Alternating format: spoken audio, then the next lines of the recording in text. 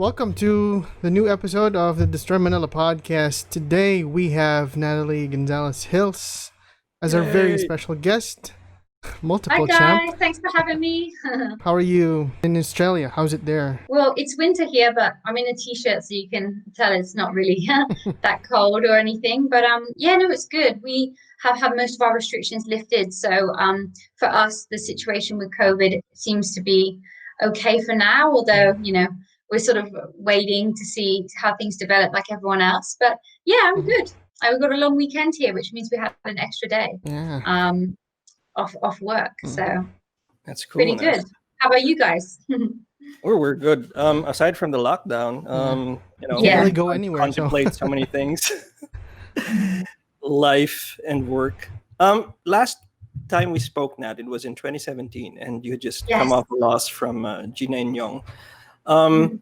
And you told me you had to go to surgery, you had a broken orbital, and Mm. as always, nobody likes to lose, and I Yeah. left you alone, and since then you were kind of low, and now you have 5 championships in Muay Thai. Yeah.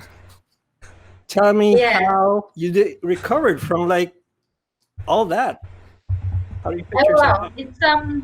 it's been quite a long journey. Yeah, when I saw you, I was traveling a lot with MMA, Mhm. and whenever I went to a different country, I had like my home away from home. I had a lot of gyms in different countries Mhm. where I was kind of familiar with. So when I was in the Philippines, I go to KMA, and I had a nice family and people that I would train with there. But yeah, I felt like I did everything right. Like I had a really good camp in MMA. I started training at Jackson's and had a really cool time in New Mexico. I Mhm. was living at the BMF ranch with Cowboy and training with Michelle Waterson. Like I felt like I did everything right, and then I still lost and got injured. So that Mhm. was really, heartbreaking. But I had to just kind of look at it all at face value. Like, did I still want to do this? Did I think I could do this? And go back to Australia and basically just start from square one. And that's what I did. Mhm. But I had really, really good mentors this time around. And it just so happened that those mentors were Wayne and Angie Parr. Mhm. And they led me back into sort of Muay Thai. I went from having, a string of losses in MMA to just winning 12 fights in a row, I think it was. And then I've, fought for five different championship in Australia with them. So, yeah, it's totally changed. Yeah. Everything's changed for the better, really. But it was definitely a really long road to get here. And yeah, start all over again in a different sport. But it was like uh, you know, a rebirth for me with Mhm. my martial art career. So it was actually the best thing that I could have done is going to Muay Thai. Mhm. And it's really interesting because from training with like Greg Jackson, with the likes of Cowboy and stuff, and now you're training with the John Wayne Parr. How is it like? Well, I think you have a kind of a vibe, and you like are drawn to a certain style, and I've always been that person that will, like, at the risk of losing or getting hurt, just get stuck into a fight. Like I'm a bit of a brawler. I've always put on the pace, and I've Mhm. always admired fighters that really just don't give up, basically. Mhm. So, Cowboy, John Wayne Parr, that style of fighting is the kind of fighter that I want to be, that puts it all on the line. And I'm just really lucky that throughout my training and my journey, I've ended up, being able to, spend time watching how they train and learning from them. But yeah, it's definitely a very, very strange situation. Like I come from a really small town in England, and if you had told me then when I left home that I would end up training with like the best one of the best fighters to ever do Yeah. it in MMA, and then the best to ever do it in Muay Thai, like I would never have believed you. But yeah, I've just been really lucky, and I just kept working hard, and these things have just kind of happened. Yeah, for sure. I Because think 5 championships bear that out, Nat. yeah. Mm. I mean, because it's like for people who follow Muay Thai, who train in Muay Thai, when they hear John Wayne Parr, they're all eyes on him, and then they're all ears on him rather, and then for you to be able to train with him is like a very, very great privilege, I'd think. Yeah, and it's kind of crazy how it happened as well. So when I was in New Mexico, well, I guess if I take it right back to the beginning, Mm-hmm. I'm really, really close friends, have become really close friends with Wayne's wife, Angie. Mm-hmm. And so she's obviously from California. And I had, when I was doing MMA, I would drive, on like public holidays and things with my family at the time, we'd go up and train with them. Mm-hmm. So another thing is, well, I kind of like my whole life totally changed. I was basically like this close to being married with a stepson that was in high school Mm-hmm. to you know, going like my own way. And so as a family, we used to go and train with them and really admire them as a, you know, Muay Thai family that have the, you know, empire that they do and everything. And so I knew Angie and Wayne from like coming up to do a bit of training with them. But when I was in America, Angie was messaging me back and forth, and she kind of seen my struggles with MMA, and she actually invited me to stay with them. So when I came back to Australia, and I decided to do Muay Thai, the next chance I had to have a Muay Thai fight was the Nationals. So you can imagine that like I haven't fought Muay Thai because I only had 2 fights before going into MMA. So I hadn't fought Muay Thai since maybe 2011. And then in 2018, my first ever fight is in the Muay Thai Nationals. Wow. They actually let me fight under Boonhcu before like me training with them officially. So I was able to fight under their banner, and they kind of took a risk on me doing that, you know, because I hadn't been training with them. And I won. And then Angie actually invited me to come and stay with them. Was just so nice of her, because you can imagine like when you're traveling and, you know, you haven't got like maybe many fights, like things aren't really going so well, you have to be really fluid.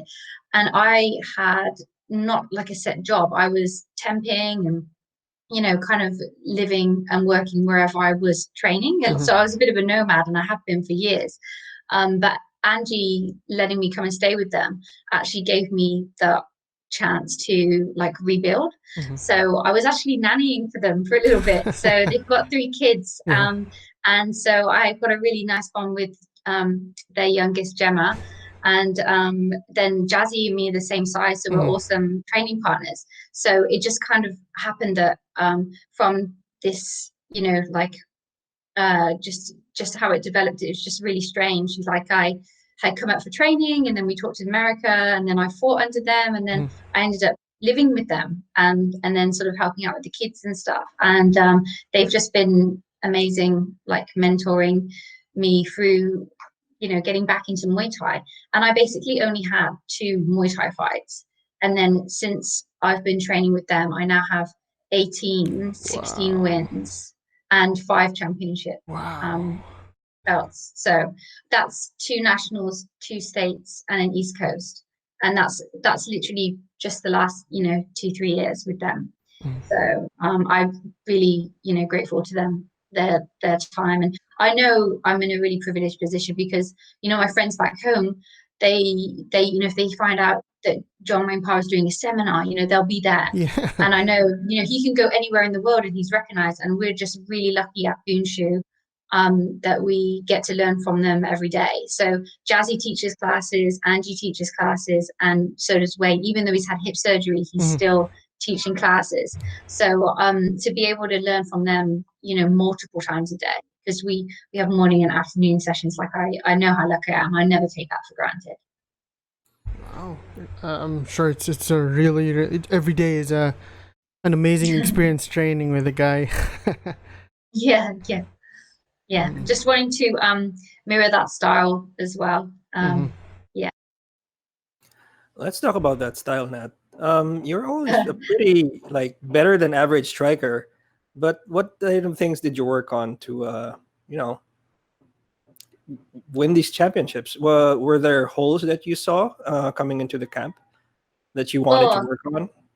So many. Like I don't need like front at all. So from MMA, you know, you might be a good striker for MMA, but then going into Muay Thai, The guys, when you just focus on like one aspect of the game, like just striking, it's just insane how much more you can improve. And so for years where I thought I was like an all right striker, in comparison to someone that's just been doing Muay Thai, it was like such a big wake up call. And I felt, for a long, long time, like I was the worst in the gym.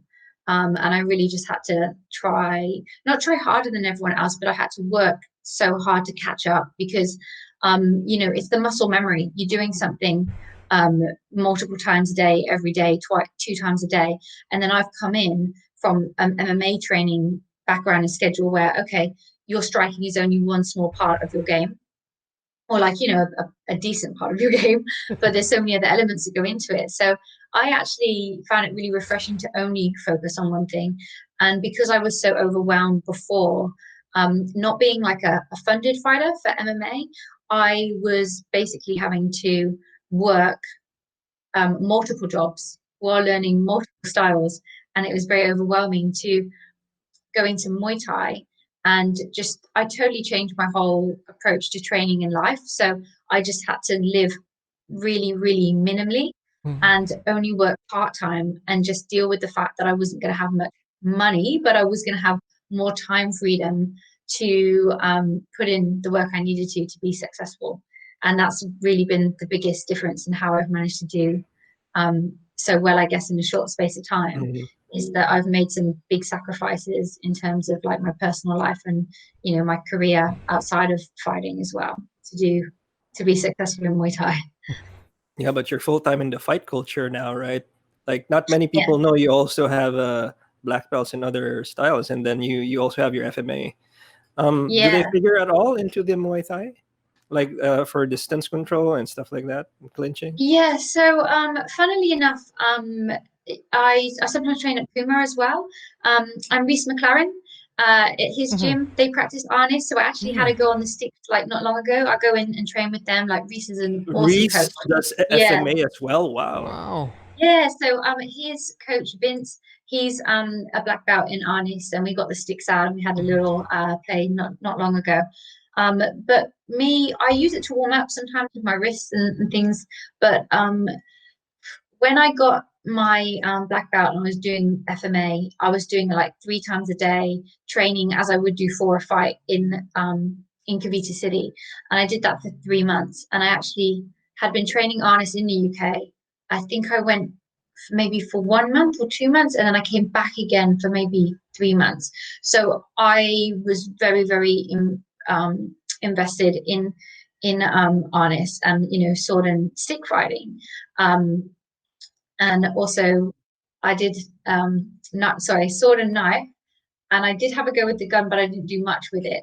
But since I've left the Philippines and I'm not training with my master, it's not something that I really practice, and so I wouldn't ever call myself a black belt because it's like BJJ. It's such an intricate martial art that unless you're practicing every day, like I don't think you can say that you are like a black belt or a practitioner if you're not practicing. And I'm not practicing regularly enough to do it justice, but it's definitely something that I would love to revisit again in the future.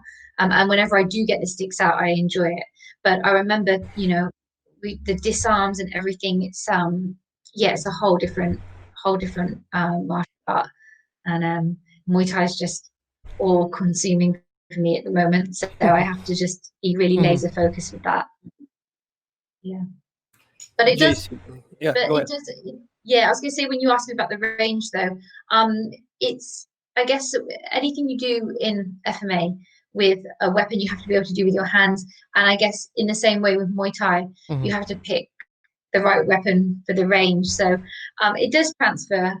There's a lot of not open hand but close range fighting, like the knees and the elbows and things that you can mirror with some of the techniques. So I guess it all feeds into each other. Like over the year, the collection of things that I've trained and experienced must be in there somewhere. So it never goes away, right? Well, my master, or should I say Punong Guru, I still pronounce everything with pronunciation. And we were going to do this all in Filipino. Yeah, Not but we anymore. realized very quickly that it would be a very, very slow podcast. Slow progress. Yeah. My nose would be bleeding. Yours would be Nosebleed. Yeah. probably your ears would be bleeding from listening to me butcher the But not Filipino many people language. know you do understand a lot of Filipino. So don't talk Tagalog around Nat. She'll understand. Yeah, I can understand a bit, konti lang, Konti and lang. I can type okay and read better than how I can speak, but it's mainly just through embarrassment. So like if I go to the Philippines, my cousins, the first couple of days I'll make a really big effort to talk, and they're like, you know, because they're so good, and it's like a second language to them. They'll just speak to me in English, and it just goes so much easier. It's just so much easier to communicate that I don't often really get the chance to practice.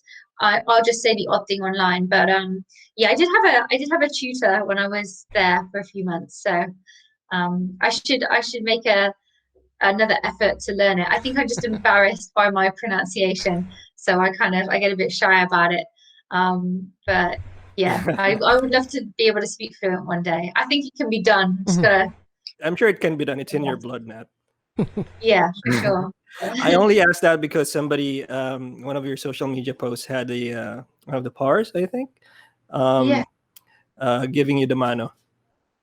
Oh, right. Yeah. Yeah. So that's another thing. So because I used to nanny and I also work with kids now in children's fitness, I've got a bit of a nickname which is Mary Poppins, obviously because of the English. Oh, okay. Yeah. So Angie and Wayne call me Mary Poppins, and it's funny because in America my name was Mama Bear, because of the domestic situation as well that I had. So I think obviously you have that mothering like nurturing vibe about me, but yeah, because of that nickname, and because I am older than a lot of the kids, like Jazzy's 17, the girl in the video, she's 18. They kind of call me Auntie Nat, or Mama Nat. Like, so it's we had a bit of a joke when she was finishing up class that she had to pay respect. So I taught them the monitor. But it was funny There you go. a couple Yeah, of people that's a saw it cute on gesture. Instagram and they loved it.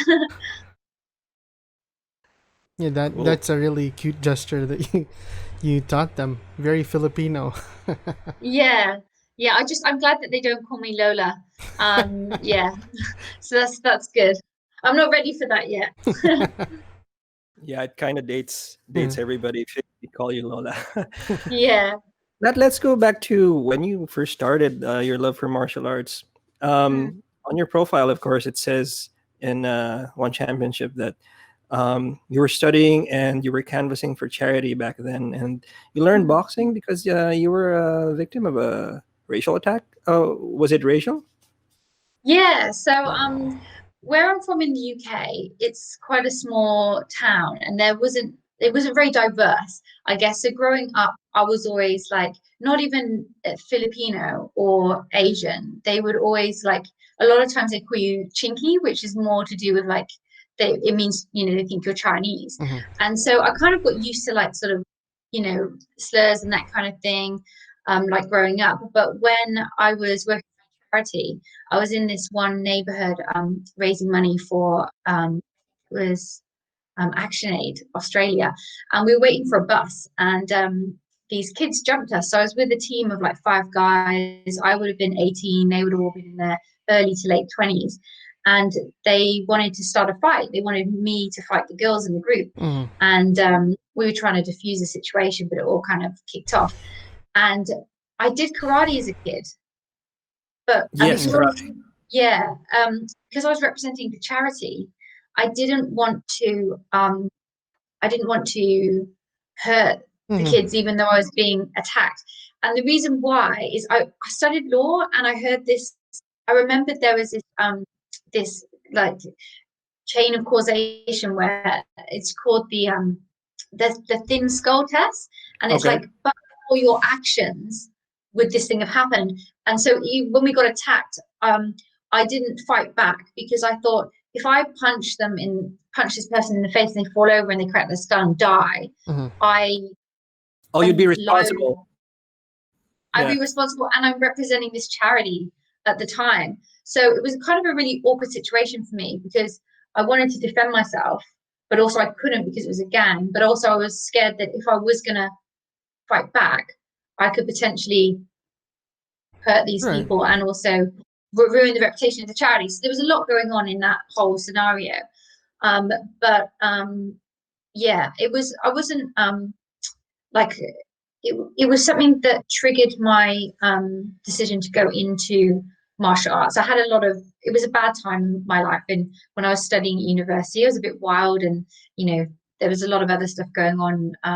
It's like in a very dysfunctional relationship with like a boyfriend at the time, and so it was just like one thing on top of the other. And when I went and did boxing, obviously it was really good for my self-esteem because I was learning and I was feeling good about myself, and you have that sense of achievement. And also just feeling physically strong was very empowering. So I thought, I can defend myself and I can do this. And, it made me feel good about other things, taught me discipline as well, which I really needed at the time. Yeah, and since then you've been traveling the world doing martial arts. Go ahead, JC. I just wanted to go a bit back as well.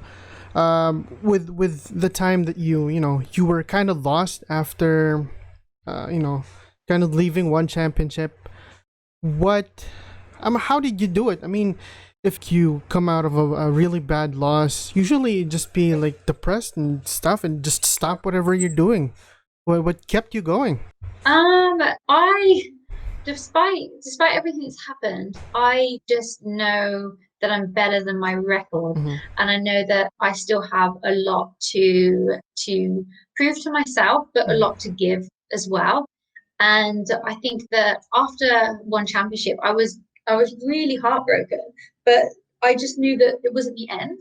Like I knew that I was better than my performance, and I had a lot of personal issues as well at the time, which you don't want to make excuses, but I've removed all the distractions from my life, and my performance and my record in Muay Thai is so much better that if I was to go back to MMA, I'm sure it would be a different story this time.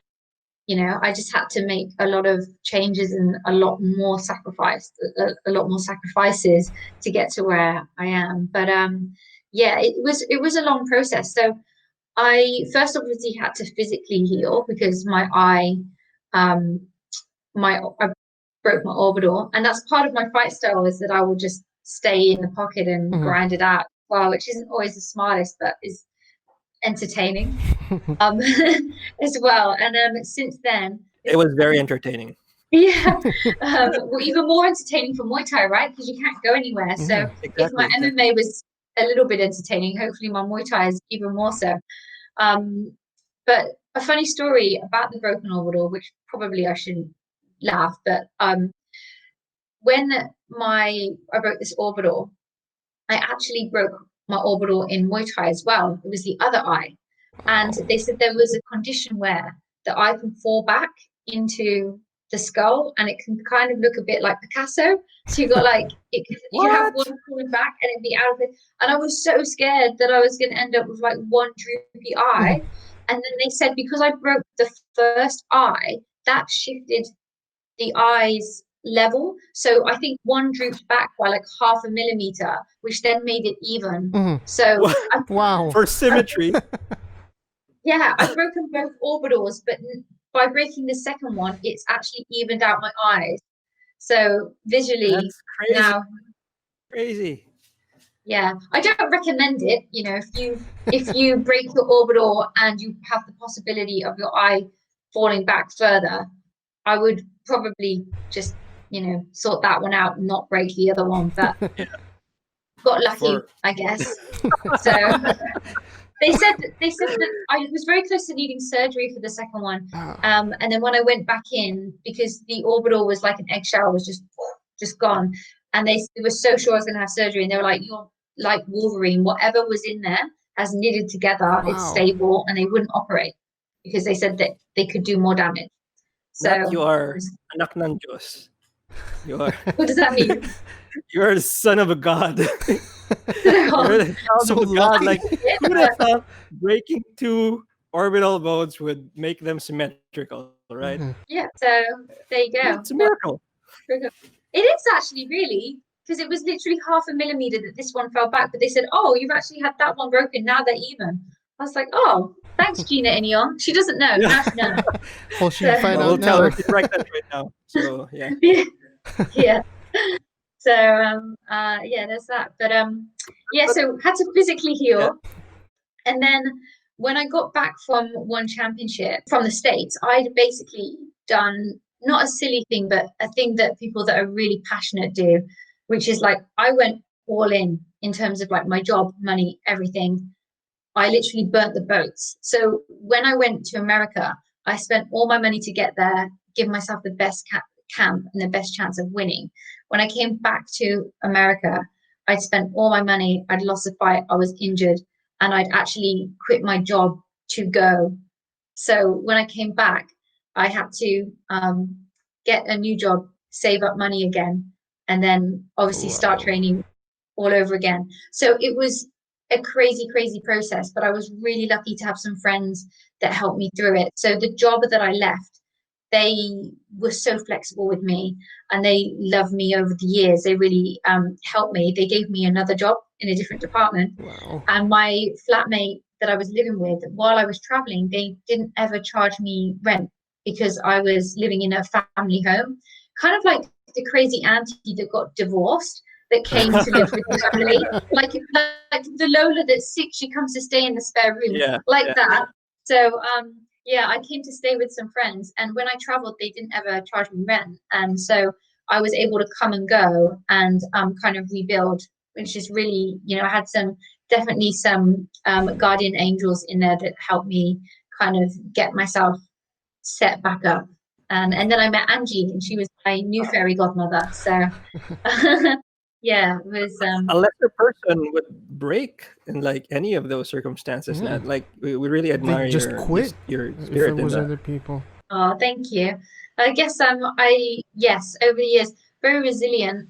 But I think it's because I've been living away from home for so long. So there's like, it's not like I guess I left England when I was 22 because I didn't want to turn 23 when and be in my small town. I was like, I've got to get out, otherwise I'll stay here for my whole life, which is not a bad thing. I'm from a good town, but it was just so small. There was so much of the world like I wanted to see. And I just turned 32 this year. So that's 10 years I've been away from home because I refused to go home until I became a champion. So now I'm a champion, but and my parents are like, you can come home now, but We'll miss you. the You can world come home. belt. I need a world championship belt before I'll be happy. Oh, so that's what I'm working towards. All right. Yeah. Well, that's what I want goal. to do before going back to MMA. That's my plan. So there is fully a plan to go back to MMA, and you just became a purple belt, right? I actually became a purple belt in 2018. Oh, just okay. before. Yeah, just before I started the Muay Thai route. So I actually it was the weirdest thing. So after America and having that loss with to Gina, when I came back, I just like I said, I went through like the equivalent of a divorce. So I had like nothing. I basically just threw myself into training, and I won 9 Muay Thai fights in a row, and I won gold as a blue belt, and then I won 2 more comps and also graded to purple belt. So I went from having like no wins, no like or losses, to just winning everything that I tried. So it was really like a massive like just soul warming like healing that I needed to just have some wins, so many wins in different disciplines too. And so I got my purple belt, and I was planning to go back to MMA, and then Muay Thai just steered everything in a different direction. So with BJJ, I've been keeping up my training, but I haven't been training regularly enough to do comps and things. I've just been keeping my hand in so that it's there ready for when I want to go back. But Muay Thai, because I'm so active with my Muay Thai, it has to be sport specific. And I'm mainly training Muay Thai for my fights. I'm sure when you go back to BJJ, you'll be a killer as well. Well, I'm enjoying it now because it's not so you're not doing it for comp or anything. Yeah, I'm learning so much more this way too, having fun and Boonhcu Gym, they have always traditionally been just a Muay Thai gym and boxing because they've got some really good boxers. But this year, and you probably, if you're following Wayne, you've seen that they've got they started. We've got a professor, Professor Daniel Almeida, but he is teaching MMA now and Brazilian Jiu-Jitsu. So all of these Muay Thai fighters are learning J, and so it's cool. Like they're all white belts, I'm a purple, so it's nice to be able to help. And I still train with Vince and Reese at Puma, so I do gi every now and then. So yeah, it's just fun. It's fun now rather than there being so much pressure. It's good to mix it up. Cool. Yeah. JC has more questions. My question really is more about advice that you can give to struggling fighters right now. I mean, those who are losing hope. I mean, with the current situation, not knowing where to go next, especially those who come off like really bad losses. Yeah, really bad losses. There's a lot of those right now. Yeah.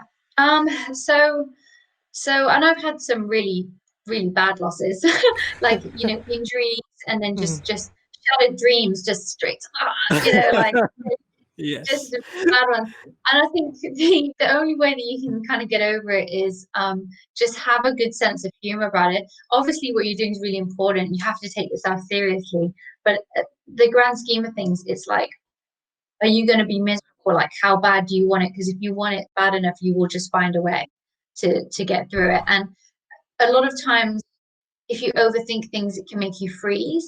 And so for me, the best way to deal with a loss, you've got to let your body recover if you're hurt, and you have to like have that time out, but it's to keep moving, and just being positive. So when I was having really bad losses, when I'd lost, or if I had this string of losses, it's getting worse and worse, I wasn't expecting that it was going to get worse. You have to like first expect that you can win and have that positivity. And the way that you do that, I feel, is by just being really positive. So training or staying active, like maybe you need a break after a loss, like from MMA, so do something, but just don't wallow in the loss and not do anything. So I like to spend a lot of time in nature whenever I've been upset or overthinking, going for a walk or going somewhere new. Just spending time outside is always really beneficial to me, and spending time with people that are really true friends that like don't want anything from you and can remind you of what you enjoy and what you like. When I was really sad and I was lost, one of my friends said, you need to remember what you're about, and what makes you happy. And one of those things is like speaking to people that have known you for when you were a kid. So speaking to my parents back home or friends back home, just reminding yourself, of what you really are like, and that you're not adding into your performance. It's not all do and die. So I think that you can get into like a really extreme way of thinking to I lost, and my self-esteem and my worth, and it's all tied into the performance. And you can't live like that. You have to be really detached and go, okay, that's what I did wrong, I can work on that. And yeah, I think that's the only way through, is just stay positive, keep making lots of small steps towards where you want to be, just try and ask yourself important questions like why are you doing it, like what's keeping you going, your whole reason why, right? Yeah, if you don't know why you're doing it, then or you're doing it for the wrong reasons, you're not gonna win. And for a long time, I think the reason I wasn't winning is I was like trying to make up for things that had happened to me. Like I thought, like without like knowing, but subconsciously, like I was fighting for the wrong reasons. And then I feel like when I had some time alone, sort of refocused on what I wanted to do, which is just to, use martial arts as my vehicle to improve myself and to grow and to be happy and to have this lifestyle where I can travel, I can train, I can you know, continue to grow and learn things about myself through martial arts and teaching others, that's when I think I was doing it for the right reasons, and that's when I started to win and have success. But you know, it's taken me longer than I wanted to get here. But now that I've got here, I wouldn't change anything. I wouldn't take back the bad things that have happened, because they were the biggest lessons. Yeah, I mean, it's 5 championships. Who wouldn't want that, I guess? Exactly. Well, especially since 2 injuries actually, 2 orbitals actually equalize themselves. That's yeah. wow. I don't think you get there like. Oh, I remember you broke your arm. Yeah, I tore my UCL. So I had a full thickness tear of my UCL, and they told me the physio. So that was another Team Lakai fighter, as well as April. April, yeah. So we fought on her birthday. So I think April 15th. Tore my UCL. The physio said it will be 12-month recovery if we don't operate again. I didn't need surgery, so also just for therapy. I'm Wolverine. No, they said it will take 12 months to do no surgery, full fit, like, you know, do the physio and prepare itself by doing the physical work. And my next fight with Gina was 12 months, like 1 week or something. Yeah. So I literally like had the torn UCL, did all the physio work, came back a week literally off the physio time, and then broke my orbital. Good times. Yeah. I wanted to touch a bit on Muay Thai styles, because you're very scrappy. Are you more of a Muay Thai kind of girl? Are you like are you aspiring to the Sanchai type Muay mat? You know what? I really like people that have clean Thai, like really nice style. Like when I see the Thai fighters like Sanchai and a lot of the fighters that are getting the spotlight in one, like Pechidam and things, they're so cool and so slick as well. Very beautiful styles, right? Yeah. But I love, you know, like Wayne really mixes it up. Like he gets knockouts from anywhere, and you'll see him throw spinning back kicks and that kind of thing. And I really do like the exciting, flashy style as well. But I remember. I don't know. It's hard. So when I did MMA, I did so many crazy moves, and I do throw, you know, the odd sort of out there technique every now and then. But since going into a new sport, I've had to build myself from the bottom up, and so it's all been about foundation, like basics and you know, the fundamentals. So I feel like my Muay Thai has been very like it's been very textbook, because I've been learning, I guess, and just getting that, you know, that muscle memory in. So it hasn't been too flashy, but it's been very high volume and very like a very fast pace. So my fights are always very you know, as soon as the bell rings, like I'm in there. But I think but as I'm developing, you know, I am getting more combo hose. My style is sort of evolving, and I will be more confident to try some of the things I would do in MMA. But it's just, you know, development, you know, and just have to kind of see each fight camp you learn something more, you add more to your game. But I feel like in the beginning, I feel like in MMA I was flashy and really confident, would try more things, but I would always cop a lot of damage to you know, be that. Pull it off. Yeah. And then going to Muay Thai, I feel like now I've been very textbook, a very almost like a rigid fighter, but just very high volume and in your face. And I feel now that I'm evolving, like it will get a bit more. I will get more of that Kilapino style back, maybe. But it does seem like sometimes you're itching to throw something very fancy. I think they've actually, like at Boonhcu, they've really drilled out in a lot of ways the MMA style. So although, because obviously Wayne is a legend, like he can get away with pulling off his crazy moves. Since I've been at Boonhcu, when I first came, they didn't like the MMA style. Like my punches were tip-tappy to them. They wanted like 100% power on everything. And so I had to completely change my style from being elusive and hands out here for MMA, and you don't know what level you're going to be at, and you don't know where you're going to be, to I'm going to stand in front of you, everything's going to be powerful, you're going to feel everything that I throw, which is more rigid Muay Thai. And only as you get better at that can you start to do the crazy like the kicks and like Superman elbows and things. But, cartwheels. yeah hopefully that's coming, but I'm just developing as a fighter too. It has changed my style, obviously. Yeah, for sure. I mean, It's made me a lot more stronger fighter, such a better striker, that I feel like when I go back to MMA, I will be like, the version, the version that Kilapino 2.0. exactly. That's what I was trying to say. The plans to go back to MMA, is it sometime soon? After the belt, right? I think so. So like I said, I've told my parents I'm not coming home till I'm a world champion. And with Muay Thai, I've been waiting. I've become a state champ, a national champ. I got the East Coast Championship. I'm now going for the WBC belt. I'm trying to work my way up in Muay Thai to a title shot, a world title shot, and I always thought that I would wait until I got that world title shot before going back to MMA.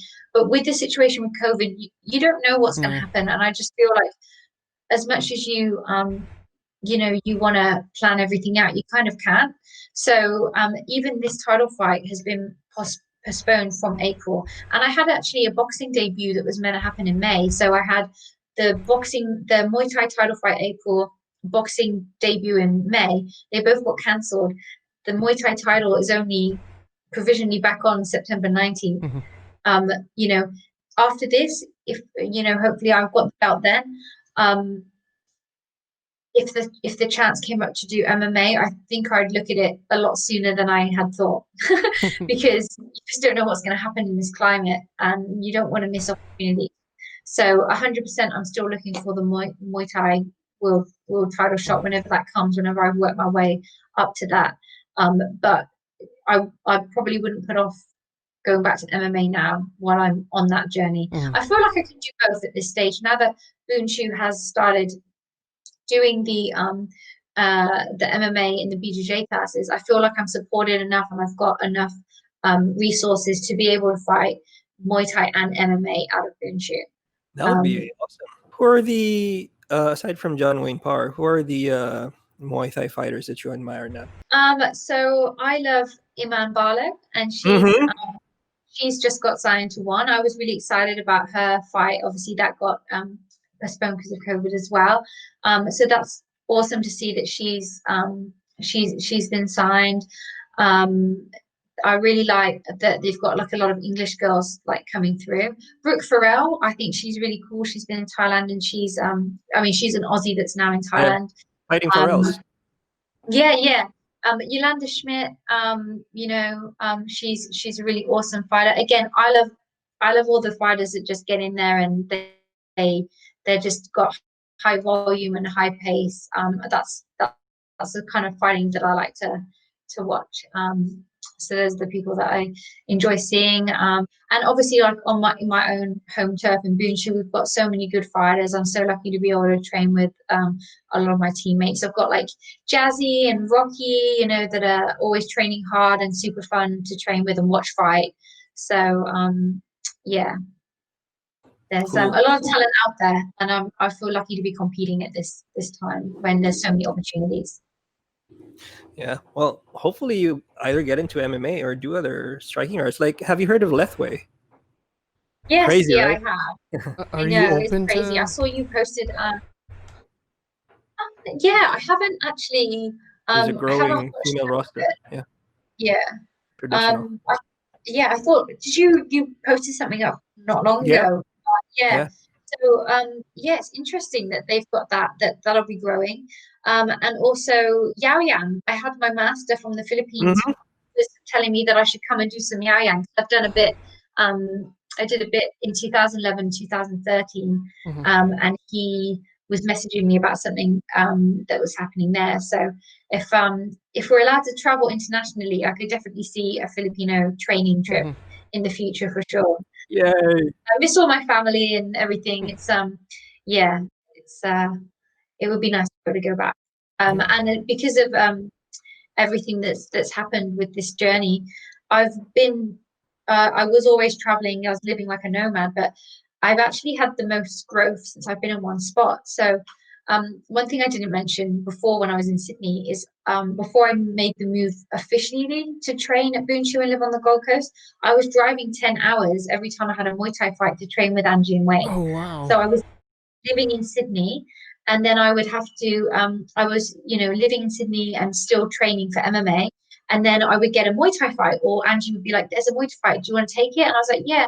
So then I would jump in my little car, I'd pack up all my stuff, and I'd go come and train and live with them for a couple months. And that happened for like almost a whole year until I was like, I'm done driving. I can't driving. Yeah. The move just makes sense. I can't keep driving 10 hours for these fight camps and moving my whole life with me. So that's how I ended up living here. I did it for a year, and then I was like, nah. Obviously my heart is at Boonhcu. I just gotta make the move. So yeah, that's an awesome discovery. It really sounds so different from last time we spoke. Like, you sound much more passionate. You have much more to look forward to and stuff like that. Nat, what do you what are your other things going on? Like, you still have the PD, like training for others, right? Oh yeah. So kind of this always happens with me, Gilzilla. Yeah, I'm actually going through. Stay tuned. I'm about to launch something, but I've got so much going on that I'm trying to streamline everything. So I actually help manage a gym. It's a franchise called My First Gym. So we have kids from 7 months old to 13 years in the gym, and so these kids, they learn gymnastics, capoeira, Brazilian jiu-jitsu. They can learn dance, cheerleading, gymnastics, whatever it is. So from a very early age, we have like a lot to offer these kids. So I'm helping manage that gym. On the Gold Coast, there was two, and then through COVID, we've put the two together. It's life after COVID. So I'm helping manage a kids gym. Then I have my personal training business, and then I'm also fighting myself. So I'm working part-time as a 2IC, which is this helping manage this gym. I'm working part-time as a personal trainer, so I'm doing Muay Thai coaching as well as personal training, like strength and conditioning and that kind of thing. And I'm also training MMA slightly in case the comeback happens sooner than I had anticipated, and getting ready for my Muay Thai fight. So I'm still doing a lot of stuff, and I'm trying to streamline it at the moment to make my life a little bit easier. But as well as that, I've taken up some new hobbies. So I think I mentioned to you guys earlier. Yes. After now playing drums and guitar and making noise. Always making noise, being a nuisance generally. Well, I always played guitar when I was younger. I played. Oh, okay. Were you in bands, Nat? Or did you have a band? Like, did you play in bands? I was never very good. I was into punk and a little bit of a heavy metaler when I was younger. So I had an Ibanez Geo when I was younger. Oh, that's not a bad guitar, man. Yeah. But now, but now I don't really pick it up too much. But really excited to learn how to play drums because I always wanted to when I was a kid and I was never allowed. So now I'm an adult. I bought myself a kit. So nobody's gonna say no. Yeah, I know. Except the room, except the neighbors. They call the police. Yeah, I know. That's why I got the low volume cymbals that are 80% less noisy. Apparently, were tested out. There's a rubber nut that you can buy and put around the metal. Yeah, I saw that you can get like wet material, like as well. Dampen the sound, and then put more cloth inside the bass drum, stuff like that. Yes. I've been looking at the how to soundproof it on YouTube, how to make it a little bit more neighbor friendly. But the real question is, what song are you going to walk out to when you go back to MMA? So I had a favorite song. It's a bit rude. It was called Cockney Thug by Rusko, and I always walked out to that when I was winning. So I think I had like my first 3 fights I won, and I kept that song, and then I lost and I stopped using it. But I brought it back because I loved it so much. So walking I don't know. But for MMA, I guess I'll have to see what the camp and the run up is like. But that's the first song that came to mind when you said like that. An original Natalie Hills song. Yeah. Oh yeah. I could play guitar, sing it badly, play drums maybe play also drums. badly, and then walk out to it, own it all. You'll get the lighters going. This has been a really, really nice conversation. That's awesome. I know. I forgot that it's being recorded. I thought we were just catching up, so that's cool. I didn't even know how. Yeah. That's kind of how we roll. It's all cool. Natalie has choked me out a couple of times in training, so not intimidated at all. KMA have got some really, really good BJJ practitioners. I remember it was awesome training there. I don't remember tapping you out. I'm sure you got me with something maybe. But you're really strong. You were really strong. I remember we were playing some kind of grapplers rugby. That was funny. That was funny. Yeah. I remember Rich Franklin did a seminar there too. Yeah. Were you there for that one? No, I didn't. It was expensive. Yeah, but where can they find you, Nat? And then can you invite them to your upcoming fight in September? There's a streaming internationally. Yeah, sure. So you can follow me on Instagram. It's Nat Thrills, or you can go to Kilapino.com. And I also have a Facebook page, which I think is Natalie Gonzales Hills. So this is part of the streamlining. I'm going to put it all under one thing. But yeah, Nat Thrills at Instagram is probably the best place. And my fight is September 19th. It's DSTRY Muay Thai. I'm fighting for the WBC Queensland belt. And hopefully the date sticks. So I'm just hoping the stages of COVID don't change and that everyone can stay healthy and safe. And that should hopefully be September 19th. And it was meant to be Mansfield Tavern, but I think they need more square meterage. So we'll see. The card actually looks nice. I've seen it. Very excited for that. Thank you so much, Matt. Thank you. Yeah, and there will be a stream, and I'll share that. Yeah. Yes, please. Yeah, yes, that would be good. You have quite a fan base here, if you can believe. Oh, do I? Yeah, you're the killer Filipino. Yeah. It's funny. Show them your tat, Nat.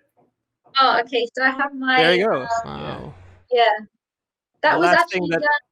Yeah. By who? That was done in Cavite City. El Caviteño represent. Yes, Cavite represent. That's the last thing that your opponent sees before they get knocked down. Especially in Muay Thai. Downward elbow.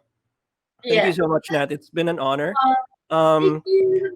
We'll hand over the mic to you. Do you have any other promotions you'd like to tell us about, like Girlzilla and your clothing, or who your sponsors are? Oh, no. So this I just really like this brand. It's Thrills Co, but they're not anything to do with me. I wish I thought it was signature. Yeah. No, and just